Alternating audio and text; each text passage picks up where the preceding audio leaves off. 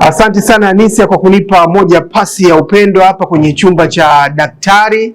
Jina langu ni Philip Moyava kama ulivyoweza kunitambulisha, na leo niko na mkunga bingwa kabisa, niko naye atajitambulisha jina lake, alafu tuanze mazungumzo yetu rasmi kwenye chumba cha daktari. Karibu sana.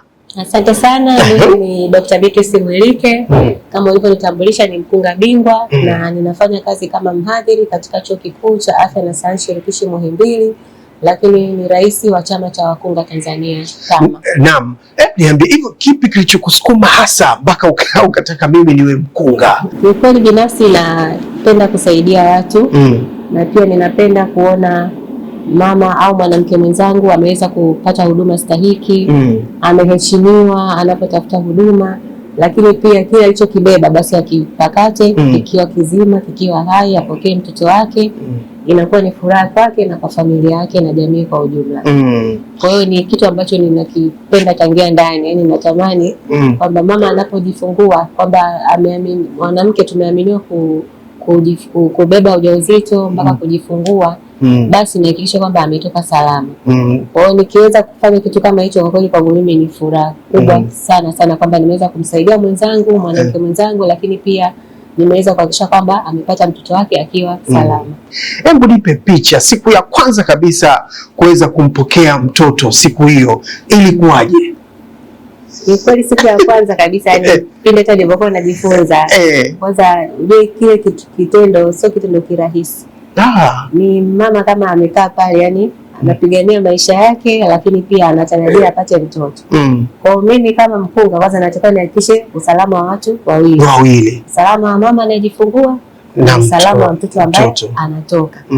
Kwa hiyo ili kitendo cha kuona kwanza niweza kupokea. Unaogopa? Kwa siku ya kwanza lazima uogope. Uko unaogopa? Hichi kitu ninakiweza, mtoto sitamdondosha kweli. Kwa hiyo unaweza kupokea mtoto ukahisi kama utamdondosha. Lakini pia ile mama anapokuwa kwenye uchungu na maumivu na namsaidia, ukipata dharura yote naweza kumsaidia, kwa unajisikia vizuri. Safi. Na wewe sasa hivi ni mkunga bingwa kabisa. Hebu tupitishe walau changamoto ambazo umekutana nazo hapo katikati na katika masuala ya ukunga. Kwa kweli changamoto ni nyingi.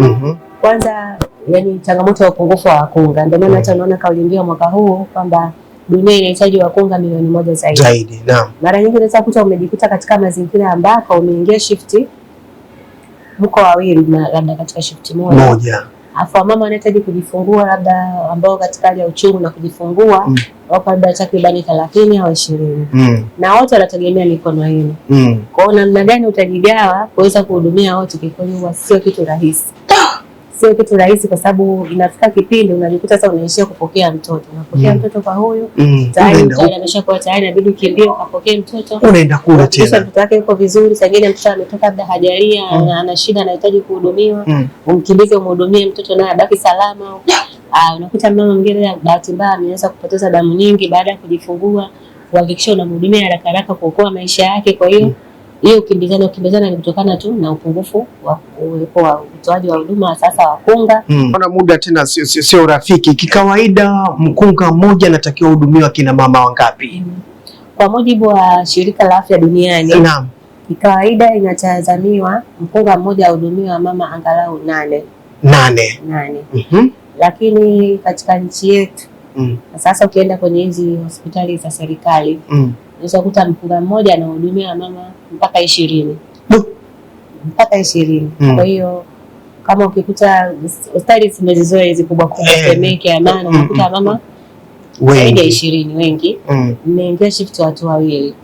Kwa hiyo mnajigawaje kuhakikisha kwamba unatoa wamama wote salama, unatoa watoto wote salama.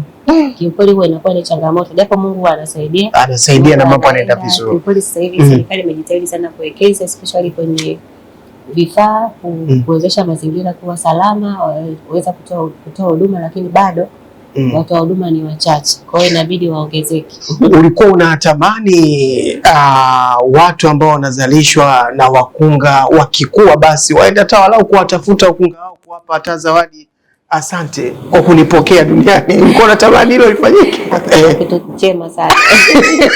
Kwamba unaenda kumuonyesha kwamba huyu ndo mkunga wangu. Mkunga alinisaidia wewe ukapatikana. Naam. Na wewe ukaenda ukamshukuru. Naam, kitu kizuri sana. Haya jamani, mtoka kumsikia huyo mkunga bingwa kabisa na rais wa chama cha wakunga hapa nchini Tanzania. Asante sana kwa muda wako kupitia chumba cha daktari, lakini kubwa zaidi Anisia Sylvester, kabla sijarudisha mpira kutoka kwako, wewe unaonaje hii? Basi tuanze wewe mwenyewe umtafute yule mkunga ambaye ndio amekupokea kutoka kwa mama yako, si kumtafute uende kumpa zawadi, ama Watanzania ambao baadhi yao wanafanya hivyo, ni vyema mtuambie mnakutana nao, mnaongeaga nao, mnawashukuru, mnawapa nini hasa? Jina langu ni Philip Muyava na hii ilikuwa chumba cha daktari.